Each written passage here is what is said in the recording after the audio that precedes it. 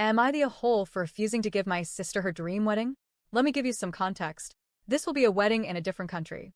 Because it's at an all-inclusive resort, she says all guests need to stay on site in order to attend the wedding. She also says she needs me and my family, consisting of my husband, my 3-year-old and 1-year-old, to be there for at least a week, 4 days before the wedding to help her prepare, the day of the wedding, the day after the wedding for a guest send-off, and then she needs me and the bridal party to stay an extra day to do a bride and groom send-off.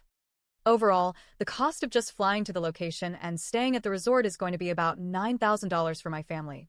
This isn't even including any of the other wedding party costs. We are all in the wedding, including my kids, so clothes, alterations, etc. I'm guessing wedding party clothing costs will be about $1,000 for the 4 of us, including alterations. Then, out of the blue, one of her friends, whom I've never met, contacted me and basically said that she understands that I'm an older generation and probably don't know how modern-day bachelorette parties work. But the new norm is a bachelorette party trip, typically 5 to 7 days long. She mentioned that my sister has always talked about wanting her trip to be to Paris, and that typically the MOH pays for the bride's lodging, the bridal party's lodging, and activities. I haven't even started to price this out, but I'm guessing it's going to be another couple of $1,000s. Then my mom approached me to see if she and I are going to co-host the parties. My sister has mentioned wanting a bridal shower, ladies only, and additionally a party celebrating them as a couple, either an engagement party or a wedding shower. My sister's fiancé lives in a different country and, according to her, his family is not financially well off. She suggested a great gift would be to pay to fly his mom, stepmom, and grandma over and to host them so they can attend the party. I have no idea how much that will cost. I raised some concern about how this is going to be a large financial undertaking for us. We can afford it, but not without getting uncomfortable. I asked if there was any way we could not come for the full wedding week or maybe stay somewhere other than the all-inclusive resort to save some money.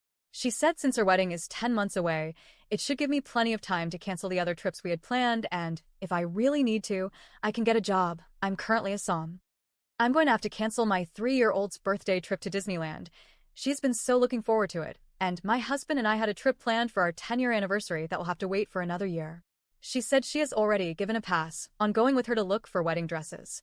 It's her dream to go to all the salons featured on Say Yes to the Dress, so she is planning on doing a wedding dress shopping trip to Georgia, New York, and Texas. We all live in California, so this 10-day trip is cross-country. I'm at a loss. I want to be supportive and realize that it's her wedding, and she can do whatever she wants to make it the most fairy tale perfect day for her.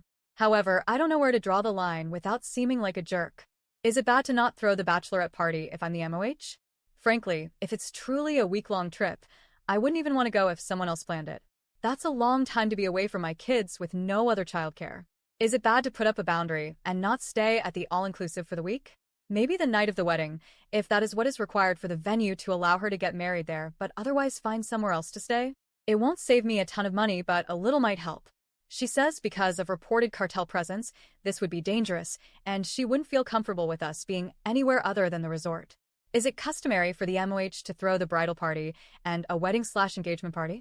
Just as a rough estimate, if I do everything that seems to be expected of me, I'm guessing the cost of this wedding will be around $19,000 for me, $9,000 to stay for the wedding week, $1,000 for wedding party clothes for my family, $2,000 for a bridal shower, $2,000 for a wedding shower, $1,500 to fly his family here, and probably $4K for the bachelorette party.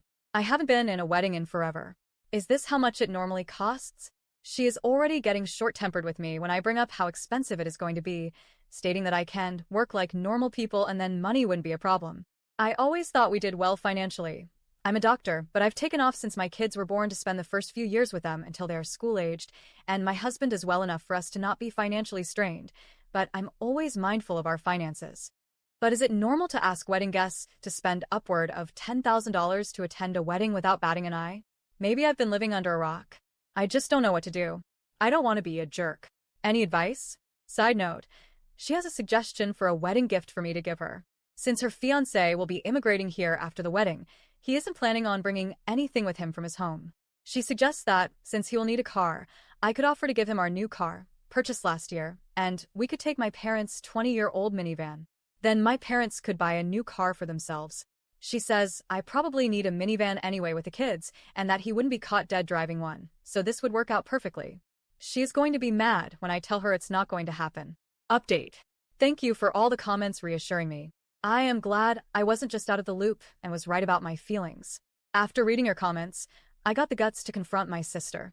I told her that what she was asking for was unreasonable and I would not be accommodating these demands. She told me that if I loved her, I would do this for her. I stopped her as she started to whine by telling her I would be stepping down from the MOH position. I swear her face turned red. She yelled at me, finger in my face, that I couldn't do this to her and I was being selfish. I explained that I could not imagine canceling prior planned family trips or leaving my role as a som. Both of these things are important. I offered to still be a bridesmaid, but she told me that if I was stepping down, she was banning me from attending. I felt a bit hurt, and my mom was saying I should take back my words and make up. Here's the kicker, though. As I stood up to leave, she crossed her arms and said, "Fiancé still needs a car." I then informed her that there are plenty of dealerships in our location and to have fun. She called our mom sobbing, telling her that I didn't support her marriage or some BS. Honestly, I feel better knowing this is off my shoulders. I hope she comes back to reality after the wedding.